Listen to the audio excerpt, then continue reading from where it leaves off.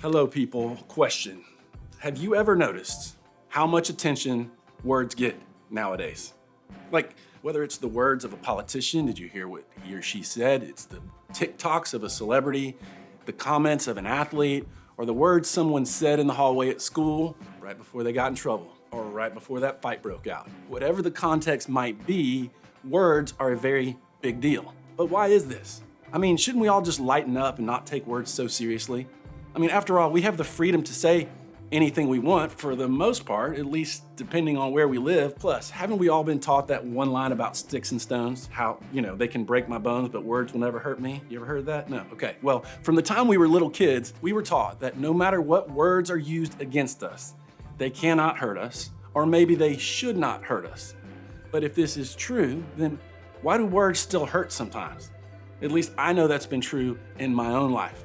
And I'll never forget one quiz I took in Spanish class. Now, it's important to mention that I was a selectively good student, meaning that I wound up with okay grades, but didn't give school the effort or energy it deserved. Anyway, I was in Spanish class one day, and we were in the middle of taking a quiz. Nobody likes a Spanish quiz, right? I wound up finishing mine before some of the rest of the class, and I started doing what I do best, talking. So I'm just talking to my friends that sat around me, people who were done with their quiz as well. And we weren't supposed to be talking, but I figured that if, I whispered, we could get away with it. There's just one problem. I'm not like a good whisperer, okay? I'm a loud human being. And it's just a quiz. It's not like we're taking an exam to determine our fate in Spanish class. Well, according to one of my classmates who was actually interested in getting a good score on this quiz, my talking was apparently frowned upon. So this person did the classic shh move. See, I don't like that, but I wasn't gonna let it faze me. I had to keep talking because we're engaged in a conversation at this point. So I kept talking and this person did it again, shh. At this point, I'm like, no, okay? If the teacher isn't sending me out of this classroom, you don't get to tell me what to do. But this is probably when I pushed this person to their limit. I guess my talking voice was a bit distracting in a quiz environment. So this person finally snapped and said, bro, stop, you're so annoying. And that's it. Doesn't seem like a big deal. At this stage of my life right now, I would probably say, you know what, you're totally right. I should be quiet. But I will never forget how I felt in that moment. And I'm not sure why, but I think that person could have picked a lot of other words and it would have hit me differently. But annoying was something I never wanted to be. I wanted to be liked or funny or cool or athletic, but annoying, I really didn't want to jive with that. Like, I can't remember if I had been labeled that when I was younger or that's what my older sisters called me, but that moment brought up all sorts of feelings that I didn't want to face. I realized in that moment that the word annoying, it had some type of strange, weird power in my life, and that moment hurt me really, really bad. In fact, that word stuck with me for a long time. It's like for years, like the word annoying, anytime I heard it, like I would get super defensive about it. I was so self-conscious about what everyone around me thought and might have said. I have even locked up in conversations because I'm insecure about being perceived as annoying. Does this person think I'm being annoying right now? At times, it's actually kept me from showing people my full self because I don't want to be annoying. I don't want to talk your ear off. I don't want to get on your nerves. How can a simple word wind up sticking with a person for years of their life? Well, it's because the reality is words can hurt you. Now, maybe you've been hurt by words far worse than that, not even that big of a deal. Maybe it's not the same exact thing as my story, but deep down there are words that were said to you or about you that bring up all sorts of feelings that you don't necessarily enjoy. And how is this even possible? I mean, seriously, we're talking about words. They aren't living, breathing threats. They are simply words. They cannot physically harm you. They cannot chase you down and beat you up. And some of them don't even have the same meanings in different parts of the world. How can a word truly be a problem? Well, here's the thing. It's not usually words that are the problem. It's the way we use them. See, words in and of themselves don't necessarily have the power to hurt us, not all of them, but the way you and I use words can be really harmful. See, we use words that cut other people down just for the sake of getting a few laughs. Or we crack sexual jokes, or we make degrading comments about someone because it helps us fit in with another group of people. And sometimes those jokes become gossip, and it really is hurtful to someone else. See, we watch people that we look up to use derogatory or hurtful speech, so hey, we think it gives us permission to do the same thing. But in the process, we discover that our words are actually shaping the way we think and feel about other people. And despite the power of words to hurt, there is a flip side. Words have the potential to empower other people and to build them up. Like if you ever received a compliment or an encouraging note and then all of a sudden you stand a little straighter, you're smiling, you're motivated to push forward. See, words can be life-giving. Maybe a text from a friend when you were going through a tough time, or a comment on a test you crushed from your teacher, or a letter from your parent telling you how much you're loved, or an encouraging comment from your small group leader. See, words are really, really powerful. And I don't have to tell you this because you know it firsthand, but words have an impact on us and on other people. Just think about the hurtful impact words have had in our own lives or the lives of those around us. Words have started conflicts among entire countries. Words have started wars. Words have hurt a lot of feelings. Words have ruined reputations of people. Words have destroyed opportunities for people, gotten people fired. Words have ended relationships in devastating ways. Words have caused people to actually believe their lives are worthless. Words have the potential to do a lot of damage, and they have the potential to build people up. So how can you and I be the kind of people who choose words that build people up and not tear people down? Well, believe it or not, this isn't just a modern day issue. In fact, 2,000 years ago, the damage being done by words still real. Like even without the advancement of social media and TV, YouTube, voice amplification or whatever, words were still powerful back in the day. So much so that some of them have survived for thousands of years for us to read today. And what we're going to look at are the written words of this guy named James. Now, James was the brother of Jesus, who is the central person in the Christian faith. Yes, even Jesus' own brother wound up believing that he was the Son of God, which might just be the most incredible evidence that Jesus is who he says he is, because his physical brother eventually believed in him.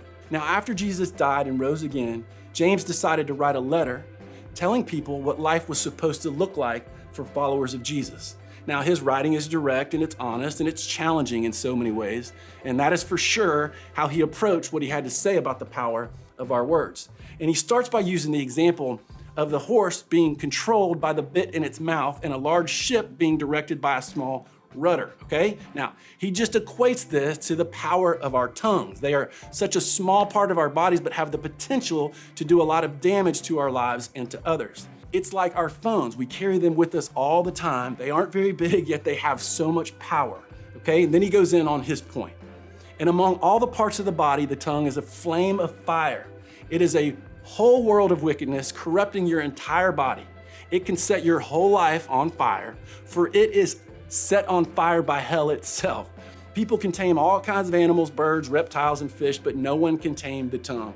It is restless and evil, full of deadly poison. Sometimes it praises our Lord and Father, and sometimes it curses those who have been made in the image of God. And so blessings and cursing come pouring out of the same mouth. Surely, my brothers and sisters, this is not right. Wow, like James, like that's intense. I mean, this is a bit dramatic, right? I know words are important, but all this talk about setting fires and cursing other people, don't we just need to chill a little bit? And I think James actually meant what he said. Yes, it seems a bit over the top, but maybe it's that way because James wanted us to clearly understand how important and how powerful our words are. James wanted his readers to know for sure, okay, don't miss this, that words are a really powerful weapon. They have the power to destroy things, and they have the power to restore things. They have the power to build up, and to tear other people down. They have the power to start a fight and to relieve a tension. They can cause a person to feel like trash or help someone feel like $1,000,000. Okay, so we get it, right? Words matter. Don't think anybody would disagree with that. But James doesn't necessarily make a very hopeful case. I mean, he literally says that no one can tame the tongue. So does this mean that we're just gonna hurt a lot of people with the use of our words? Does this mean that there's no hope to actually be different than most of the world around us when it comes to what we say? Does it mean that we just have to accept the reality that we'll never get our words right and instead we're just gonna do a lot of damage? I mean, after all, we know it seems impossible to fully control our words. We have all said things we wish we wouldn't have said. We've all regretted things that flew out of our mouths before we could take control. We've all said things that we thought we didn't mean to realize the words might just be a glimpse at an emotion hiding deep inside of us. You and I are not powerful enough to completely overpower our own tongues and our own words. So, do we just accept this as our sad reality? No. See, you and I cannot control the power of our words on our own. But we don't have to try to get this right all by ourselves. See, James knew that words were powerful, but he also knew that we could give control to someone more powerful than even our words. One of James' ancestors, a guy named David, a former king of Israel, wrote about a solution to the tongue's power years before James even warned us about it. David wrote in something he cried out to God that might also be the solution to the problem we're talking about today. David said, "Take control of what I say, O Lord, and guard my lips." This simple sentence, it has significant impact for you and I today. See, David understood something about the power of words. He knew that in order to get what came out of his mouth right, he needed to let go of control. See, the same is true for you and I today. If you want to get this right, it's important that you understand this. Pay attention to the power of your words. Pay attention to the power of your words, and just like David, invite God in to help you control it. See, this is a step we all have to take. According to James, the power of the tongue, it's an untamable force, at least for you and I. But to God, it's just another way he shows how powerful he really is. God wants us to pay attention to the power of our words and the ways in which we use them, and he will give us everything we need to do this. See, look, regardless of whether or not you consider yourself a Christian or a Jesus follower, I think we can all agree that words have the potential to do a lot of damage. So what if God is the key to you and I being able to use the power of our words for something other than hurting people? If he really is the one that can save us from regret caused by using words carelessly, or the hurt caused by us speaking before we think, wouldn't it be worth it to use the power of our words and the ways that he says are best? If we're gonna give this the attention it deserves, what steps can we take? Well, what if we all decided to pay closer attention in 2 ways this week? First, evaluate or take a real look at how you use your words. Take a look at your last 10 texts, DMs, or words you've said out loud and ask yourself, was what I said helpful or hurtful? Were my words an indication of who I hope to be? This question isn't meant to make you feel guilty or down on yourself, but it's so helpful to assess how we use our words. This isn't just about cussing, dirty jokes, gossip, or making fun of other people, although all that's important. I'm not trying to guilt you for what you say. This is more about how you use your words and why you use them the way you do. When you look at what you've said, does it sound like the person God is helping you to become? What are the words you're using saying about who is in control of your tongue? Then, once you've evaluated, I want you to take one more step. Use what God has given you to guard your words. Ask yourself, what has God given me to help me filter my words and give him control of what I say? Maybe it's implementing a commitment to never comment on a post without pausing and rereading what you've written because God has given you wisdom to filter what you say. Maybe it's deciding to run communication with certain people by your small group leaders first, because God has given you people to help you process. Maybe it's deciding never to text angry, but instead to sleep on it, to sleep on what you have to say before you say it, because God has given you the patience you need to process. Whatever helpful tools he's given you to guard your words, use them. God will give you everything you need to use your words the way he says is best. He has put people in your life, tools at your fingertips, and a brain in your head to help you make responsible decisions when it comes to how you use your words. maybe you're here and you're not sure that you even have tools to help you guard your words. So here's a few ideas to get started. When getting a text message that frustrates you, don't respond right away. Take a few minutes to think through your response, why it's frustrating to you, and then come up with a response after you've calmed down. Ask yourself, does this situation need more words? Does it need me to add to the chaos of the situation? Sometimes less is more. Buy yourself some time to think. You know, it's common to want to snap back at parents and teachers and people at school when we're frustrated. We let emotions take over. Give yourself a few seconds to think through your responses. And get in the habit of encouraging and using your words to build people up. Think about who you can reach out to tonight to just say thank you.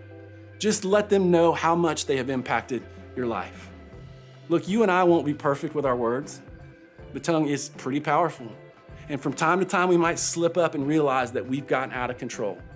And in those moments, we can be reminded of who needs to be in control and ask Him for forgiveness and help to get our words right the next time.